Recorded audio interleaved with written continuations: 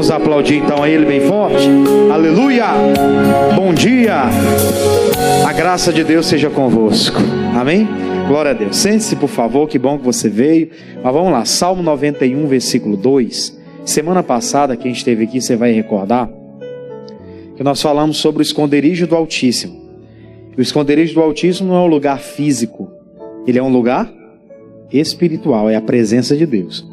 Ao Salmo 91, versículo 2, que é o que nós vamos estudar hoje, ele diz o seguinte: direi do Senhor, Ele é o meu Deus, o meu refúgio, a minha fortaleza, e nele confiarei.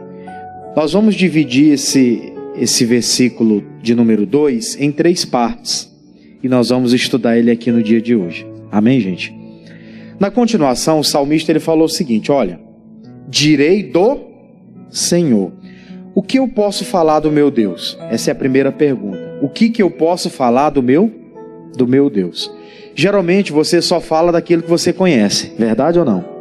Eu só falo daquilo que eu conheço. Coisas que eu não sei, não adianta eu tentar explicar. Se você me perguntar aqui sobre direito civil, sobre direito, trabalhista, sobre algumas coisas, eu vou te responder, eu não sei sobre isso, né?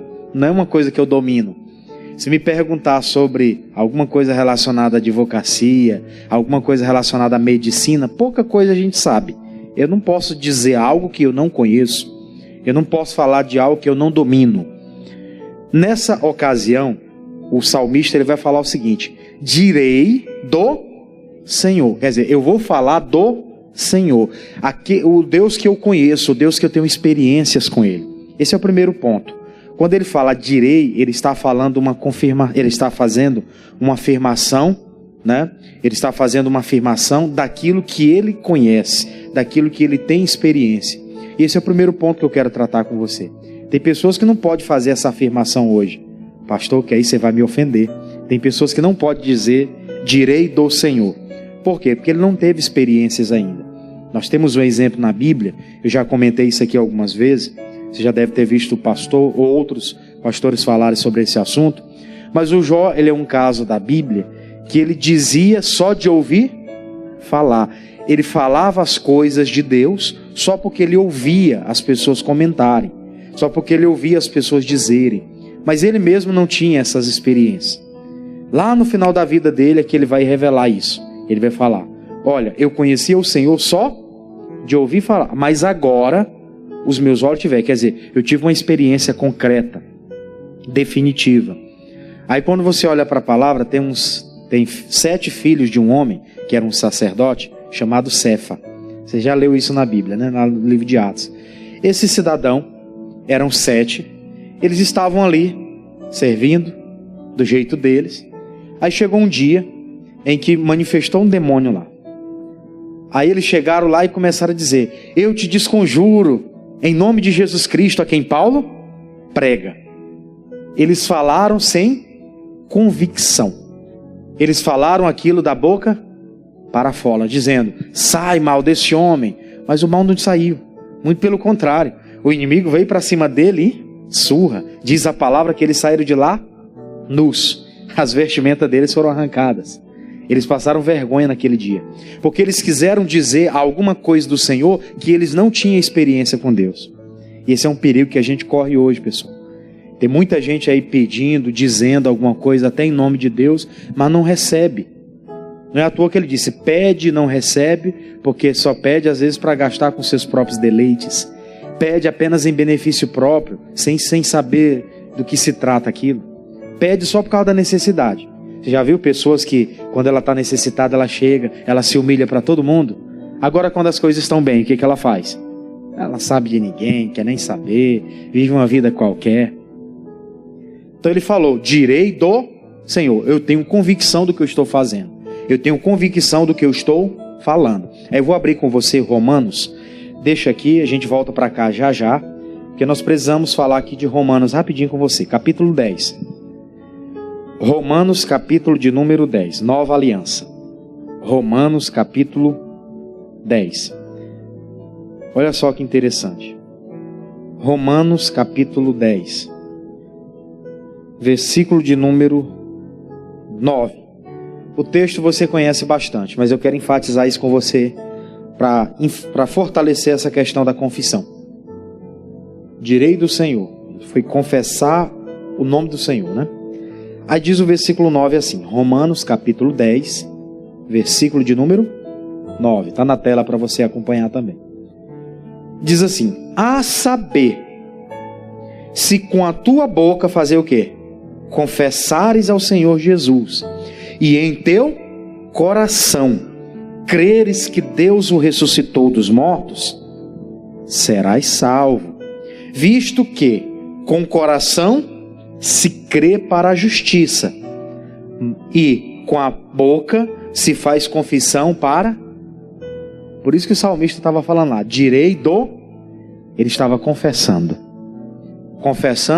a sua redenção, confessando que da situação em que ele estava, por mais difícil que ela fosse, o seu Deus, que ele tinha convicção de que ele servia, o tiraria daquela situação, o livraria daquele sofrimento que ele estava passando. Agora vamos voltar lá para o Salmo 91. Isso aqui na nova aliança estava sendo confirmado, gente. Você vê que as pessoas viviam na antiga aliança, mas eles já tinham essa firmeza de fé, que foi aperfeiçoada na nova aliança por meio de Jesus, né? Salmo 91, versículo 2, segunda parte. Primeira parte, a confissão de fé. Direi do Senhor. Aí vem a segunda parte. O que ele disse? Ele é o meu Deus. É o meu refúgio. E o que mais? A minha fortaleza. Isso revela quem Deus é para nós. Esse aqui é o segundo ponto. Isso revela quem Deus é para nós. Isso era uma convicção que o salmista tinha. Deus é isso para mim. O que Ele é para mim? É o meu Deus. Quer dizer, eu sirvo a Ele. É o meu refúgio. Eu sempre, quando eu estou numa situação delicada, eu sei em quem me refugiar. E é a minha fortaleza. Nele eu tenho segurança. Ele tinha essas convicções dentro do coração dele. Isso era uma demonstração de que ele realmente tinha experiências com Deus. Porque tem gente que hoje você pergunta para ela, quem é Deus para você? Deus é quem me ajuda, né? Quem é Deus para você? Deus é bom. Mas isso é muito vago, gente. Né? Para analisar.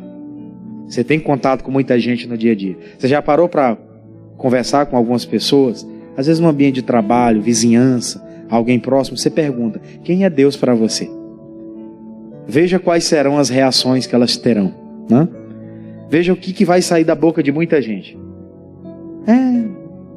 Deus é Senhor, né?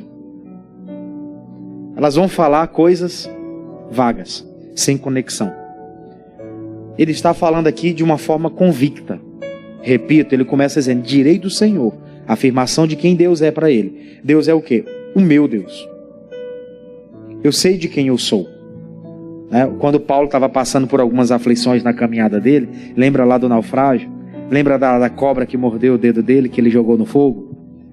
Lembra lá das prisões que ele teve, onde ele estava encarcerado, com as costas dele sangrando, né? O cárcere interior, o mijo lá dos outros locais descia sobre ele, as chagas dele ardendo, e ele confessando, falando de Deus. Eu sei de quem eu sou e a quem eu sirvo. Ou seja, eu sei quem é o meu Deus. Relação pessoal. Quando ele quis dizer, Ele é o meu Deus, ele estava dizendo, eu tenho um relacionamento pessoal com Ele. É tipo hoje, ontem foi dia dos namorados, né? A pessoa pode dizer, essa é a minha esposa. Tem um relacionamento pessoal com ela. A mulher pode dizer, esse é o meu marido. Por quê? Conexão.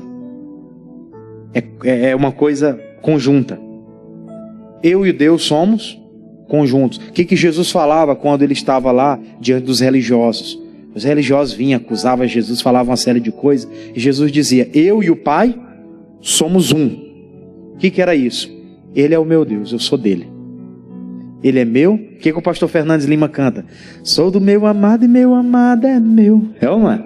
Por que ele canta isso, né? É uma confissão. Eu sou do meu amado e meu amado é meu. Como é bom servir ao verdadeiro Deus. A sua eterna glória eu vou desfrutar. Nada vai nos separar. Do ladinho dele é o meu lugar. Ah, confesso que rendido estou. Desde que te conheci é dele o meu amor. Deixei o mundo de pecado para trás. Agora é só vitória, pra lá não volto mais. Amém? Eu conheço a música, não vou cantar senão você vai embora, né? É o Fernandes Lima, é o Orestes Lima. Aí ninguém aceita, né? Aí ninguém concorda, tem que ser o Fernandes Lima. Tá cantando igual, então tá bom, obrigado. Obrigado, né? Tem uns que dá, né? Tem uns que é muito rápido que não dá, tem que estudar bastante. Se dedicar dá pra fazer o cover, né? Mas voltando à questão, ele é o meu Deus, ele tinha convicção disso. Relacionamento pessoal, intimidade. Convicção de quem Deus era para ele. Refúgio, lugar seguro em tempos de perigo. Na hora que ele estava se sentindo numa situação difícil, ele ia para diante de Deus, orava e dizia: Deus é meu refúgio. Tem um salmo que ele fala: Deus é meu refúgio, a minha fortaleza. Né? Ele sabia que ele estava seguro. Quando ele fala fortaleza, é justamente isso, local seguro. Fortaleza é lugar onde as pessoas se refugiavam contra os ataques do inimigo. Aquilo era lugar de fortaleza. Eles colocavam lá tinha as paredes, os muros, e eles ficavam atrás daqueles muros. Enquanto os inimigos atacavam, os muros o protegiam. Aquilo era o lugar de fortaleza. Ele quis dizer: Deus é esse lugar seguro para mim. Onde vêm os ataques, eu estou como? Na fortaleza. Aqueles ataques não vão me ferir. Não vão mexer comigo. Não vão conseguir me destruir. Convicção de quem ele era. Convicção de quem Deus era para ele. É o meu Deus. Aí eu queria abrir com você o Salmo 18. Vamos lá um pouquinho? Salmos de número 18. Salmo de número 18. Você está no 91, volta um pouquinho. 18. Eu faço questão de ler esse Salmo 18 com você,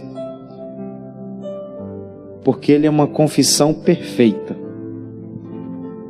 Isso era uma oração que Davi estava fazendo, um cântico de Davi. Salmo 18, versículo... Eu vou pegar do primeiro com você, porque aqui é uma declaração de amor, né? Ele tinha convicção de quem Deus era para ele. Diz assim, ó: Eu te amarei do coração, ó Senhor, fortaleza minha. O Senhor é o meu rochedo e o meu lugar forte e o meu libertador, o meu Deus. Novamente, a minha fortaleza, em quem confio, o meu escudo, a força da minha e o meu alto.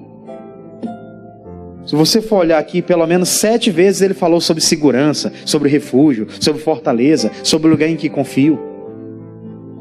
Ele fala a mesma coisa várias vezes, só que com outras palavras. E o que era aquilo? Era trazendo para dentro de si essa confirmação.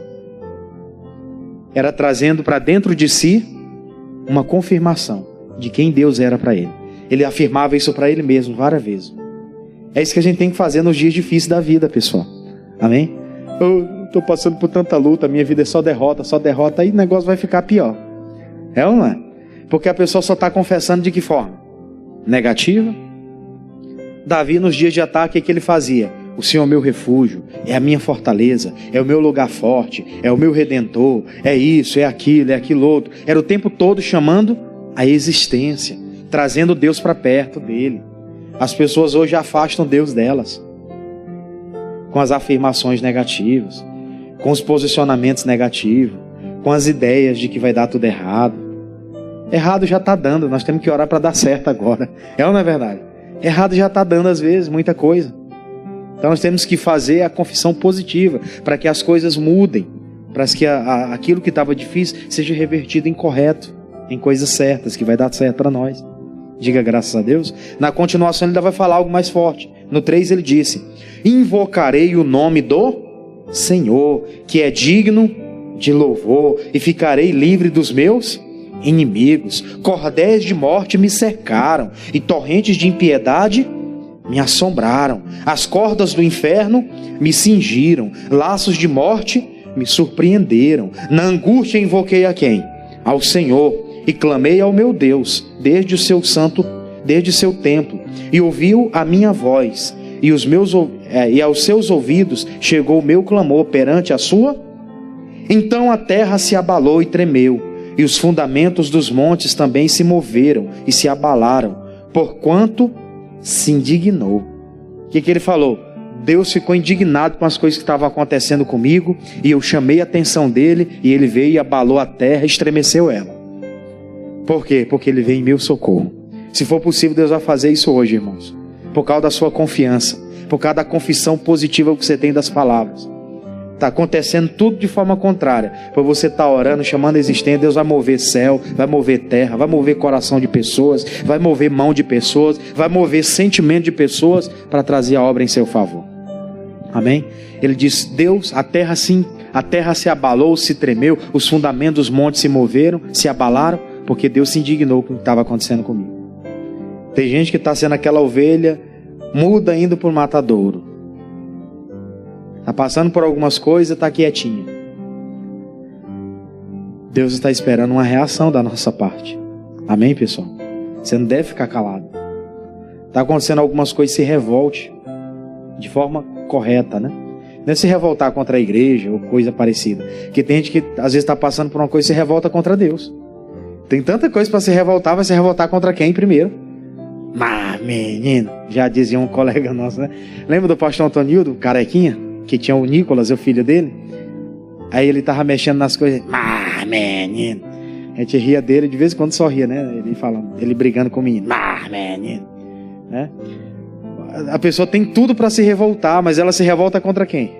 Contra quem não pode, contra Deus. Parece loucura, né? Mas não é uma realidade. Muita gente passa por isso. Aí, na parte final aqui do versículo, chegando agora na parte 8, né? Do seu nariz subiu a fumaça, e da sua boca saiu fogo que consumia.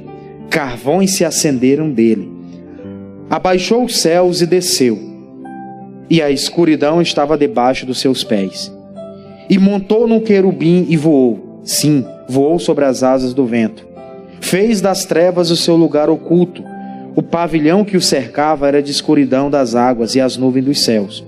Ao resplendor da sua presença, as nuvens se espalharam, e a saraiva e as brasas de fogo.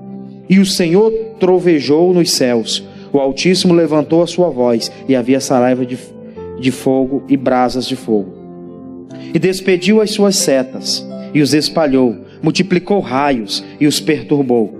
Então foram vistas as profundezas das águas, e foram descobertos os fundamentos do mundo, pela tua repreensão, ó Senhor, ao soprar das tuas, e enviou desde o alto, e tomou, e tirou-me das muitas águas, livrou-me do meu inimigo forte, e dos que me aborreciam, pois eram mais poderosos do que eu. Surpreenderam-me no dia da minha calamidade, mas o Senhor foi o meu amparo. Trouxe-me para um lugar espaçoso e livrou-me, porque tinha prazer em mim.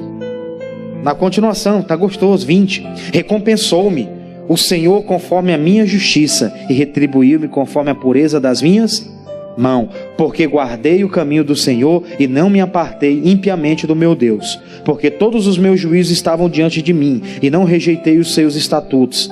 Também fui sincero perante ele, e guardei da minha iniquidade, pelo que me retribuiu o Senhor conforme a minha justiça, conforme a pureza das minhas mãos perante os seus olhos. Diga glória a Deus. Ele fez isso com aquele salmista. Amém? Mas ele também estava fazendo a parte dele. Amém, pessoal? Ele não estava praticando iniquidade. Ele estava ligado com Deus. É isso que muita gente às vezes não entende. Tem muita gente: Deus me ajuda, Deus é meu socorro, mas de forma vã. Ele falava concretamente acerca daquilo. Ele estava falando isso, mas também ele estava vivendo. Ele disse: olha, Deus me retribuiu segundo a minha justiça. Eu estava fazendo certinho. Quando veio aquela situação, eu falei sério com Deus, ele moveu tudo em meu favor. Por quê? Porque eu estava fazendo o correto. Ele não falou por falar. Deus é minha rocha, é minha fortaleza. E muita gente fala isso, mas sem convicção. Muita gente abre a boca para exclamar isso, mas sem certeza. Fala porque às vezes é bonito, é comum, tá todo mundo falando, eu tenho que falar também. Era assim no início, no meu caso, né? Eu sempre comento, quando eu cheguei na igreja, eu não tinha experiências. Eu cheguei, fui sendo tomado por Deus, você vai começar a aprender agora a palavra, e aquela vontade de estar sempre na igreja. Aí eu comecei, mas eu não sabia orar, né? Então os pastores começavam a orar, o que eu fazia? Orava a mesma coisa que ele estava orando. Chegou um tempo que eu entendi, não tem que imitar eles, eu tenho que ter a minha experiência com Deus. Aí a gente vai amadurecendo, amém, gente? É como uma criança, a criança faz o quê? Ela imita o que o pai faz. Se o pai, né, começa a fazer determinadas coisas como costume, a criança faz o quê? Faz igualzinho, né? Eu tenho um guri de 2 anos, tudo que a mãe dele, minha esposa, faz, né? Tudo que a minha outra maiorzinha faz, ele quer fazer igual, né? Tá ela brincando com as bonecas, ele quer pegar a boneca. Eu digo, não, pega a boneca não, pega o carrinho lá, larga isso aí de mão, aí lá pegar o carrinho que não é massa fina não, e nem quero saber de massa fina aqui dentro de casa, né? Desde cedo já, né? Vai lá pegar o carrinho ali, então pega lá o outro boneco lá, o super-homem, né? É isso aí que tu tem que imitar. Esse negócio de boneca, boneca é só pra tua irmã. Ela tá brincando com a casinha, ele quer brincar também. Digo, não, larga esse negócio de casinha de mão. Tu tem uns canhão entre as pernas aí, macho. Tem que ser um negócio diferente. Diga amém, gente? É. Já ensinado desde pequeno, né? Porque o mundo que a gente vive hoje não tá fácil. Já diria o pastor Pereira. Lembra do pastor Pereira? Homem de Deus, né? Que ficou aqui, que tinha um Adrielzinho pequeno. Lembra do Adriel? Era pequenininho. Agora já tá até tocando teclado desse tamanho, né? Aí ele sempre falava, as coisas não tá fácil, mas Deus é bom. Eu digo, Deus é bom. As coisas não tão fáceis, mas Deus é bom. Glória a Deus, gente. Voltemos lá para o Salmo 91. Então veja a convicção que o Davi tinha. Ele cantou aquele salmo ali com todo o seu coração. Vamos para a última parte, a parte terceira do versículo. Então ele disse, direi do Senhor, só recapitulando, direi do Senhor, convicção de fé, de quem Deus era. Ele tinha convicção. Eu tenho experiências com Ele. Depois ele disse, Ele é o meu Deus, o meu refúgio, a minha fortaleza. Ele tinha convicção de quem Deus era para ele. Aí por fim, ele disse, e nele confiarei. Nele confiarei. Aquela era uma reafirmação. Ele já tinha falado que confiava, que Deus era isso, que Deus era aquilo para ele. Agora ele fala, nele confiarei. Ele reafirmou para ele mesmo. Nele confiarei. Quer dizer, eu já sei que eu confio, mas eu vou reafirmar isso.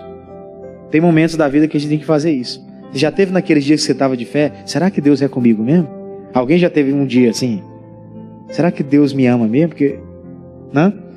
Quem nunca passou por isso que atire a primeira pedra, né? Será que eu estou no caminho certo? Eu já tive comigo mesmo, será que eu tenho chamado mesmo? Né? Vem aquele negócio. Aí o que você faz? Você reafirma isso. Você reacende a chama. Você não deixa aquilo morrer. Porque se um dia Deus começou a construir isso em você, Ele não iria começar a construir algo para depois Ele dizer que não tem. É tipo alguém, me juntei com alguém, vamos casar. Vou construir uma vida do lado dessa pessoa. Será que é de Deus para mim mesmo? Pô, já está há 15 anos. Vai perguntar agora se é de Deus ou não? Depois de 15 anos, né? É uma decisão da pessoa. Já decidiu aquilo já há tempos.